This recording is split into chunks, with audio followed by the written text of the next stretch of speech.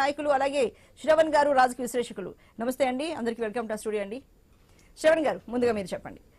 షర్మిల రాబోతున్నారు కాంగ్రెస్ పార్టీకి అధ్యక్షురాలిగా. ఆంధ్రప్రదేశ్లో ఢిల్లీ పెద్దలు తీసుకురాబోతున్నారు. షర్మిల అనే బాణాన్ని సిద్ధం చేస్తున్నారు. ఎలాగైనా సరే రాబోయే అసెంబ్లీ పార్లమెంట్ ఎన్నికల్లో హిట్ కొట్టాలి, ఖచ్చితంగా మరొకసారి కాంగ్రెస్ తన పూర్వ వైభవాన్ని తెచ్చుకోవాలని చాలా గట్టి ప్రయత్నాలు మొదలుపెట్టింది. దానికోసం చాలా ప్రయత్నాలు చేస్తోంది, చాలా వ్యూహాలు రచిస్తోంది అన్న వార్తలు చాలా జోరుగా వినిపిస్తున్నాయండి. మరి చూసుకుంటే ఢిల్లీ పెద్దలు కూడా మాట్లాడడం జరిగింది.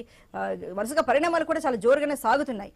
అయితే షర్మిల గాని కాంగ్రెస్ లో విలీనమై కాంగ్రెస్ పార్టీ అధ్యక్షురాలుగా మారి కాంగ్రెస్ అంటే అధిష్టానం ఇక్కడ ఏపీలో ఫోకస్ పెడితే ఈ నష్టం ఎవరికి? వైఎస్ఆర్సీపీకా, టీడీపీ జనసేన కూటమికా? ఎవరు బలవుతారు ఈ బాణానికి?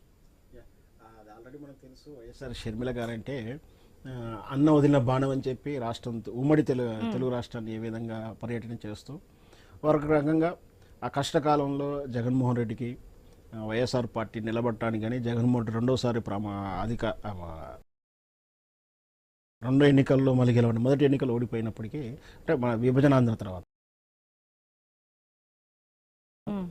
ఆమె గెలవడానికి కారణం అంతా కూడా వైఎస్ షర్మిల క్రెడిట్ లేదని మాత్రం చెప్పలేము, ఖచ్చితంగా ఉంది. సరే, ఎందుకు అధికారంలోకి వచ్చిన తర్వాత జగన్మోహన్ రెడ్డికి వైఎస్ షర్మిలకు ఆ కుటుంబ పరంగా గ్యాప్ పెరిగింది, ఆ కారణాలు రకరకాల ఊహాగానాలు ఉన్నా కూడా సఖ్యత లేదన్న విషయం మాత్రం స్పష్టంగా సంకేతాలు అందరికీ అందుతున్నాయి. సో అది కూడా ఏంటంటే సఖ్యత లేకపోవడం, వేరువేరుగా ఉండకుండా ఒకే రంగంలో అంటే మళ్ళీ ఎన్నికల్లో అన్నకు సవాలుగాను అన్నకు ధీటుగా వెళ్ళడానికి ప్రయత్నాలు చేయడం, తెలంగాణలో ఆ విధంగా పార్టీ పెట్టేసి ప్రజల్లో వెళ్ళడానికి ప్రయత్నం చేయడం, ఎన్నికల ముందు అనూహ్యంగా కొన్ని మార్పులు అలా ఎత్తుగడల వల్ల ఆమె పోటీ చేయకుండా సరే ఆ పార్టీకి ఉన్న క్రెడిబిలిటీ ఉంది. ఇప్పుడు ఆంధ్రప్రదేశ్లో అప్పుడు ముందు తెలంగాణ పొత్తులప్పుడే ఆమెకు ఆంధ్రప్రదేశ్ రాజకీయాల్లోకి ఎంట్రీ ఇవ్వమని వాళ్ళు కండిషన్ పెట్టినప్పుడు అప్పుడు ఆమె ప్రాముఖ్యత ఇవ్వలేదు. సరే, ఇప్పుడు ఎలాగే తెలంగాణ ఎన్నికలు అయిపోయిన తర్వాత మరి అక్కడ వెళ్ళడానికి ఇష్టంగా ఉన్నట్టుంది, అందుకనే చర్చలు జరుగుతున్నాయి, సుముఖతగా ఉన్నట్టు కూడా మనం అర్థం చేసుకోవచ్చు. సరే, అది మెర్జీ చేస్తుంది. మెర్జీ చేసిన తర్వాత మరి పార్టీ అధ్యక్ష పదవి ఇస్తారా, మరి స్టీరింగ్ కమిటీ అంటారా, ప్రచార కమిటీ అంటారా, లేదు ఎన్ని టికెట్లు ఏంటి అనేది ప్రయారిటీ ఇస్తారు.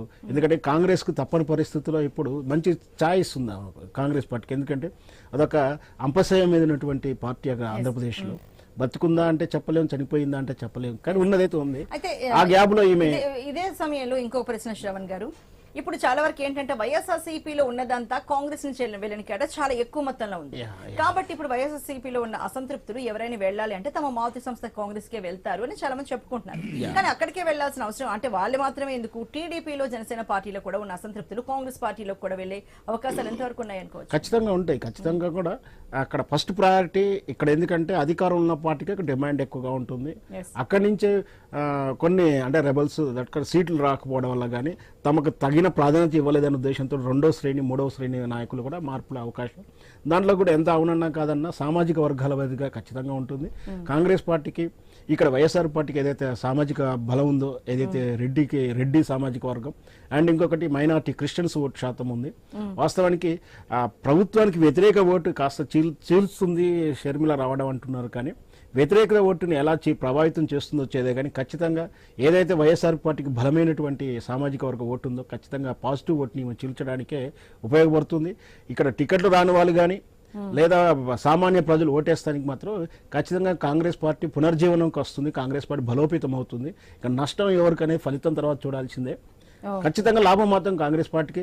కాంగ్రెస్ కి అసలు దిక్కే లేదు, ఎవరు నాయకుడు. ఇప్పుడు కాంగ్రెస్ పార్టీ లాభమే అంటున్నారు అంటే కాంగ్రెస్ పార్టీ ఇది ఉనికిని చాటుకోవడానికి ఒక ప్రయత్నం అంటారా, లేకపోతే ఇక్కడ కూడా హిట్ కొట్టాలని తీవ్ర ప్రయత్నాలు చేస్తుంది, అంతవరకు వెళ్ళే అవకాశాలు ఉన్నాయంట? వాస్తవానికి కాంగ్రెస్ పార్టీ ఉనికిని కాపాడుకొని ప్రయత్నం చేస్తున్న కాంగ్రెస్ పార్టీ సహజంగా మొదటి నుంచి కూడా నేను చెప్తా ఉంటాను ఏంటంటే ఒక బ్రహ్మజమ్ముడు చెట్టు లాంటిది, ఎంత నరికేసినా ఎంత చేసినా మళ్ళీ పుట్టుకొస్తూనే ఉంటుంది ఎక్కడి నుంచో ఒక రకంగా. కాకపోతే ఆలస్యం అవుతుండొచ్చు, ఎందుకంటే మొత్తం ఓడిపోయినా కూడా అసలు పార్టీ లేదన్న కాడ ఇప్పుడు కర్ణాటకలో ఏ విధంగా వచ్చింది, ఆ తెలంగాణలో ఏ విధంగా పునర్జీవనం పోసుకుంది మనం చూస్తున్నాం. అంటే అదొక బ్రహ్మజమ్ముడు చెట్లు, గ్రామీణ ప్రాంతంలో ఒక బ్రహ్మజమ్ముడు చెట్టు ఉంటుంది, నరికి కేసి కెరోసిన్ పెట్రోల్ పోసి తగలబెట్టినా కూడా మళ్ళీ పుట్టుకొస్తుంది. సో కాంగ్రెస్ కి ఈ దేశంలో ఉన్నటువంటి క్రెడిబిలిటీ అలాంటిది. సరే, పరిస్థితుల ప్రభావం వల్ల కొంచెం నాయకత్వ లోపం వల్ల కావచ్చు, ఆంధ్రప్రదేశ్కు చేసినటువంటి గాయం వల్ల కావచ్చు, కొంచెం ఈ 10 ఏళ్ళు అది జీవం లేకుండా ఉన్నట్టుంది. ఖచ్చితంగా ఒకవేళ షర్మిల ఒకవేళ ఆ పార్టీలోకి వెళ్తే మాత్రం ఖచ్చితంగా ప్లస్ అవుతుంది. విశ్లేషకులుగా మిమ్మల్ని అడుగుతున్నాము, మరి ఏపీలో అంగన్వాడీలు ఉద్యమాన్ని మనం చూస్తున్నాం. ఇంతకు ముందు టీచర్స్ ఉద్యమాన్ని చూస్తాం. ఇప్పుడు అంగన్వాడీలు కూడా ఎక్కడ బెదరట్లేదు, ఇంకా చాలా ఉధృతంగా చేస్తూ వస్తున్నారు. ఆంధ్రప్రదేశ్లో చెత్త కూడా ఎక్కడికక్కడ పేరుకుపోయిన సందర్భం కూడా మనకి కనిపిస్తోంది. ఇంకా ప్రభుత్వంతో చర్చలు అంటారా, అవి కూడా ఫెయిల్ అయిపోయాయి.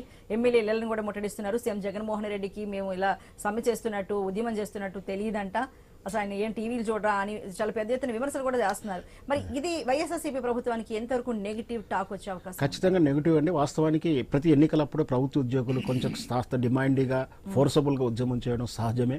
డిమాండ్ సూచినట్టు జర ఉభయతారక మంత్రంలా సగం వరకు ఏదో నెరవేరుస్తూ ఉంటారు. అది కూడా ఎలాంటి ప్రోగ్రెస్ లేకుండా చర్చలు విఫలమవడం. ముఖ్యంగా ఇప్పుడు అందరూ గ్రహించాల్సిన విషయం ఏంటంటే కోవిడ్ ఫోర్త్ కోవిడ్ తరుముకు వస్తున్నాయి, తరుముకు వస్తుంది. మనం చూస్తున్నాం 3 రోజుల నుంచి ఈ దేశంలో 500+ కేసులు అవుతున్నాయి. ఈ తరుణంలో ఇటు అంగన్వాడీ వాళ్ళు సమ్మెలో ఉండడం కానీ, మున్సిపాలిటీ గ్రామీణ స్థాయి గ్రామ పంచాయతీ వాళ్ళు కూడా సమ్మెలో ఉండడం అంత మంచిది కాదు. వెంటనే ఈ ప్రభుత్వం చర్య తీసుకోవాలి. చర్చలు ఫలించేటట్టు సాధ్యమైనంత వరకు చేయాలి. ఖచ్చితంగా అది వాళ్ళని నిర్లక్ష్యం చేయడం మాత్రం ప్రభుత్వం యొక్క దాన్ని ఒక రకంగా చెప్పాలంటే గతంలో ఇక్కడ కేసీఆర్ ప్రభుత్వం చేసినట్టే ఏకస్వామ్య ధోరణి లేదా రకంగా అహంకారపూరిత ధోరణి అని చెప్పొచ్చు. ఓకే, రైట్ అండి. మరి టీడీపీ నాయకులు డూండి రాకేష్ గారితో మాట్లాడదాము. డూండి రాకేష్ గారు నమస్తే అండి. నమస్తే. రాకేష్ గారు, ఎప్పుడైతే షర్మిల